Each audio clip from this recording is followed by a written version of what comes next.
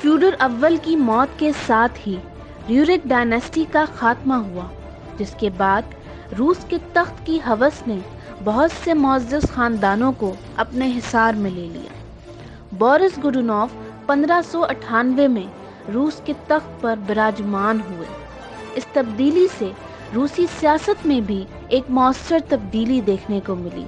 اسی دوران روس میں گریٹ فیمین کی لہر شروع ہوئی، جو کہ محدود فصل کی پیداوار اور بے رحم موسم کی وجہ سے رونما ہوئی۔ اس قحط سالی نے معاشی تضاد اور سماجی اختلافات کو پروان چڑھا دیا۔